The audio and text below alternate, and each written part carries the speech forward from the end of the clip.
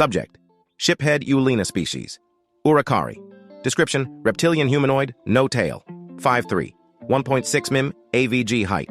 135 lbs, 61 kg, AVG weight. 105-year life expectancy. Ship: RSV Loalana. Fights with honor. Location: Seoul. 2 Omni-Union destroyers just entered the system from warp, Korean said with obvious panic in her voice. A lot of thoughts ran through my mind at once. Why were they here? They obviously pursued us, but how? And why? What do we have that they want? The only reason I could think of was that they had followed us to confirm the kill. Will the aliens be able to fight them off? I remembered the gigantic ship that first greeted us. Yes, they'll absolutely be able to destroy the OU ships. The only question was whether they would be able to do so before the ships got us. I trepidatiously watched the holographic display. The destroyers were bearing down on the alien vessel at full speed. Alarms pinged as the OU ships fired their weapons. Weapons fired.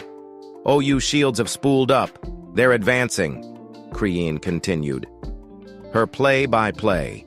The alien ship had already maneuvered to face them. I watched the missiles travel from the OU to the aliens and bit my tongue nervously. The OU ships began to turn to port and starboard for a broadside, acting in a kind of unison that only they can manage. They were going to be able to fire on all 3 of our vessels at once, and those broadsides would tear through us like a tissue. Before they got a chance to complete the maneuver, the alien vessel disappeared. It was gone for less than a second before it reappeared between the OU ships and the missiles they had fired. The aliens fired weapons, but the display didn't know what to make of them. It was over in an instant, both OU destroyers crippled in a single shot from a ship that was smaller than they were. I watched in awe as they both exploded from reactor meltdowns. The word shocked doesn't even begin to describe my feelings. I just witnessed decades-old war doctrines crumble to dust.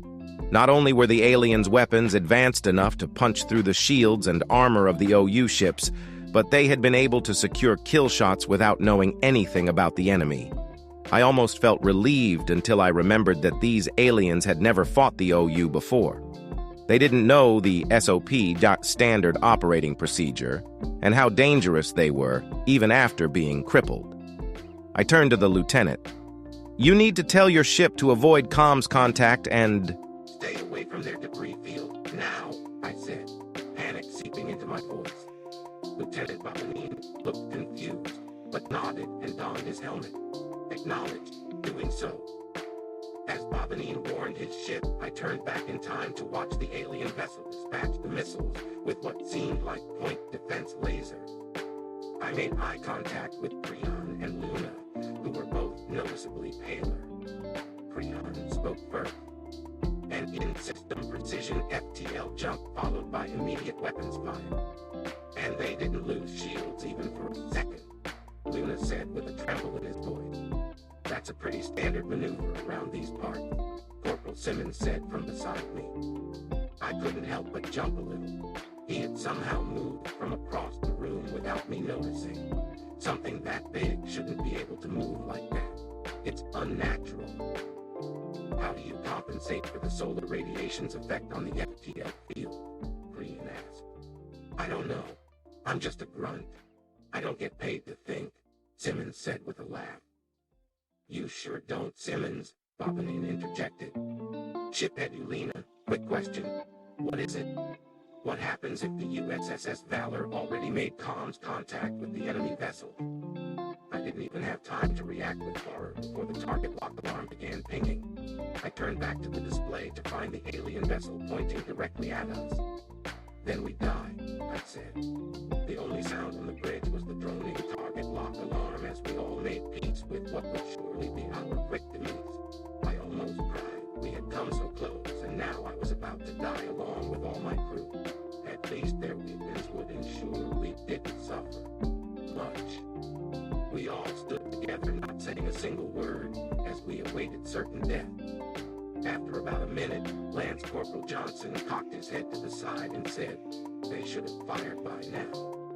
Then the alarm cut off. It took a few seconds to realize that we might not die after all, and I released the breath I hadn't realized I was holding. This was too much. I collapsed in my seat and held my head in my hands. When I looked back up, Lieutenant Babanin appeared to be having a silent conversation with someone. Then he turned to look directly at me.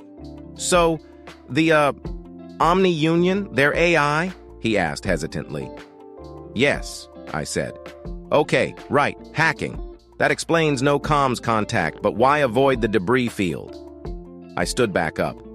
The bastards booby-trapped the hell out of their ships to prevent reverse engineering their technology. Nuclear seeker mines, antimatter mines, hull ripper drones, and even EMP devices are all released once the ships are crippled or destroyed. Roger that. I'll radio it in. Let's get you all to safety. Things were less stressful from there. I oversaw the evacuation of the injured and dead, then the non-essential personnel. Finally, it was time for me to evacuate with the 2 remaining members of my bridge crew. I sent Creon and Luna on ahead, as I took a moment to say goodbye to my ship. The aliens had said that they'd repair it, but you never know. This might be the last time I see it. It's not right for a shiphead to leave their ship without a goodbye. After my moment of emotional indulgence was over, I checked my respirator and briefly considered grabbing my sidearm from my chair. I thought better of it, though. I doubted that I would have any need of it, and even if I did, it wouldn't do anything against the aliens' armor anyway. I turned to find that Lieutenant Babanin had stayed behind with me. Let's go, I said. He nodded and led me to the umbilical. It was less structurally sound than I had imagined. It looked like a very long plastic tube with a rope down it. I was confused by this until Liti Babanin stepped inside the tube and began to float. Right. No artificial gravity in a plastic tube in the middle of space. Makes sense. I followed the lieutenant's lead and used the rope to pull myself down the tube. I hate the feeling of weightlessness, joints popping as they float apart slightly, the tumbling of your stomach. Being unsure of which way was up is a horrible experience, in my opinion. The fact that I was upside down by the time I got to the end of the tube further cemented my disdain. I righted myself and climbed aboard the shuttle. Everyone else had been assigned a seat. I checked on the wounded before finding my own seat. Crane and the others were hanging in there. I let Crane know that her brother was still alive as we departed for the alien frigate. Johnson and Simmons had removed their helmets and were sitting opposite myself and Crane. Johnson was a darker shade of beige than Lieutenant Babanin, but had the same eye color. His hair was dark brown, and he had scars along his jaw. They looked like claw marks. Simmons had dark brown skin and black hair. His eyes were yellow. They both had the same close-shaved haircut. "So, what are your species called?" Crean asked. Johnson grinned and said, "Well, I'm human, but Simmons here is a shitbag." "Fuck you," Simmons said with a laugh. "We're both human. The Valor is a human ship, and we were chosen as your rescuers and point of first contact because Sul is our home system." "So you have other aliens on board the bigger ship?" Crean asked with widened eyes. "Please forgive her for the questions. She's naturally curious," I said with a hint of exhaustion. "It's no problem," Simmons said. "But yeah, we do. You've got the Alumari, which are bug people. Then you've got the Canuckness, which are bird people. And you've got the Gaunts, which are, like bear, centaurs? But with paws instead of hooves? What's a centaur?" Johnson laughed and added, "A centaur is a mythical beast that is half human and half horse. You probably don't know what a horse is either, but that's okay. Gaunts have 4 legs and 2 arms. The legs have paws instead of feet, but the arms have hands kind of like our own. You'll probably end up meeting 1 or 2 once we get back to the USSS Thanatos. Our engineering staff is mostly Gaunt." "Got it. So let me ask you something. Why are your weapons so advanced? How were you able to kill those 2 ships with 1 salvo? How did you counteract the AI's hacking? It isn't just your ship's weapons either, is it? Those suits you're wearing, I noticed the shimmer..." Crean was nearly salivating as she asked this. Johnson and Simmons looked at each other. They seemed to decide that Simmons should answer. Well, we don't really know how advanced our weapons are compared to yours, and I'm not really sure how much I'm allowed to tell you about our tech. As far as how we advanced the way we did, well, I'm sure the brass would rather give you a spit-polished version of our history. I found myself curious, though. What's the shimmer you're talking about, Kreen? I think they have portable energy shields on those suits, she said, as she looked at the humans and back to me. Simmons smiled with all his teeth and tapped his nose. Got it in one. You're pretty clever, lizard lady. I knew it wasn't meant to be offensive, but Kreen couldn't help but click her mouth in distaste. Lizards are a type of reptile, as are we. But we are not lizards. We don't even have tails. Johnson picked up on the offense and elbowed Simmons. Aw, shit. My bad. SR has been working with me on that. Won't happen again, ma'am, the corporal apologized. What's SR? Kreen asked, having already forgotten the offense. Sapient relations. Their job is to make sure that we get along with the other species, Simmons answered sheepishly. Yeah, Simmons is their biggest job. He's lucky he hasn't been busted down for it yet, Johnson said with a smirk. Give him time, though.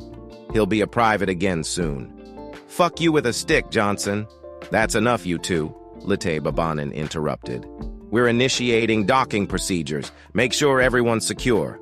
He glanced back at me from the cockpit. Shiphead, you're going to be debriefed by the captain once we're aboard. We will need to know everything you know about the Omni Union. Understood, I said, swallowing nervously. Even though they were friendly enough, these humans were damned intimidating.